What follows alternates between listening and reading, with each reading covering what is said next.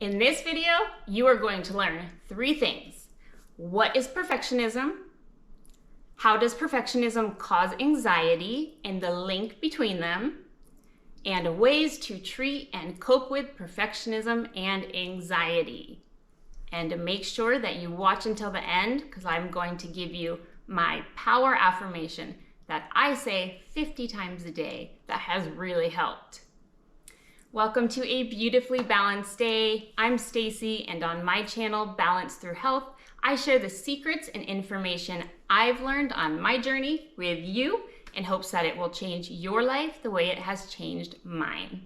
And I release videos weekly, so tap that subscribe button and hit the bell so that you stay up to date with all my latest tips and tricks that I have for you. All right, so let's get right into it.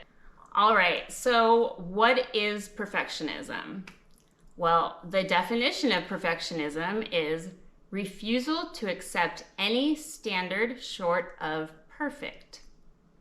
That's a lot of pressure we're putting onto ourselves. Perfectionism occurs when we strive for often unattainable, unachievable goals.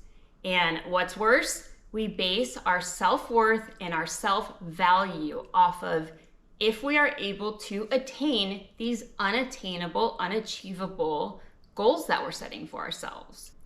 Perfectionism can very quickly spiral from the drive to succeed to the drive to avoid failure. I have definitely got lost in that trap. So perfectionism typically has 3 main components. A core belief that tells you you aren't good enough, a faulty belief that tells you you will be good enough only when you achieve that crazy unattainable standard, and automatic thoughts that keep reinforcing those first 2 beliefs. Perfectionism is a loud inner critic telling you that you aren't good enough. No matter what you do, that little perfectionist inner critic is telling you you didn't do good enough. You could have done better. You failed. So how does perfectionism cause anxiety? Perfectionism leads to anxiety when you believe that the only way to get your self-worth or your self-value is to achieve these unattainable goals that we've set for ourselves. When we don't meet the unrealistic goals that we set for ourselves, we start to feel feelings of worry and fear that we can't keep up with these crazy high, unattainable, unachievable goals that we've set for ourselves. And this worry and this fear is what leads to anxiety. Sometimes the level of anxiety, stress, and overwhelm gets to a point that it actually starts to interfere with everyday life. Perfectionism can lead to anxiety when a person becomes fixated on living up to these high, unattainable standards that they've set for themselves. Perfectionism is actually linked with higher levels of anxiety and with other mental health disorders. All right, so how do you treat perfectionism and anxiety? Well, you first need to identify and become aware of the root cause of perfectionism and anxiety, which is faulty thoughts and faulty beliefs. Then you need to set some more realistic expectations. The root of the problem is that we fear that we're not worthy.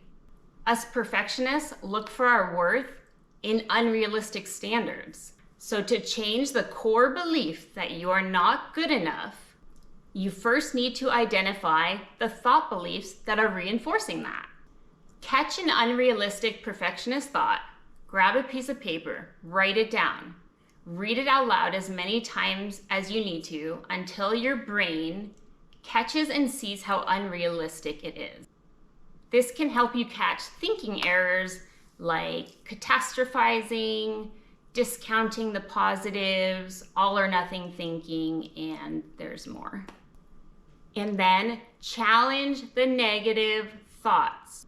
Replace negative perfectionistic thoughts as they arise in your mind. Write out on paper a new thought. So if your thought says, oh, I didn't do that perfect, I'm going to fail. Change the thought to, I did the best that I can and I am proud of myself. It's not going to feel true in the beginning because you've been listening to this loud inner critic telling you that you're not good enough, possibly for a really long time. For me, it was 30 years. So it doesn't feel true right away, but don't stop, because it will start to feel true as you continue. It did for me, and believe me, I was skeptical.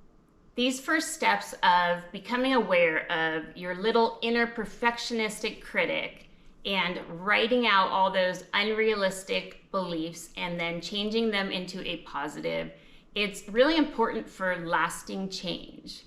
You need to rub your brain's nose in it, so to speak, in that unrealistic self-talk that you've been living by and placing your self-worth on.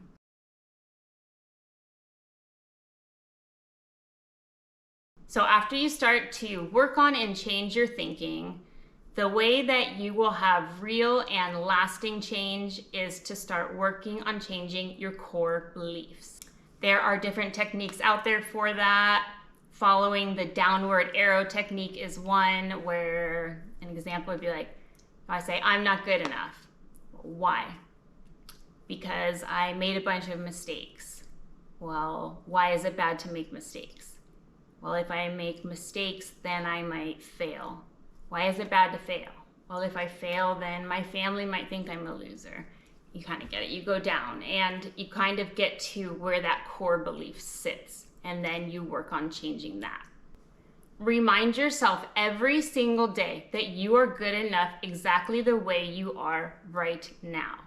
Yes, there could always be room for improvement, for growing, but right now, as you are good enough.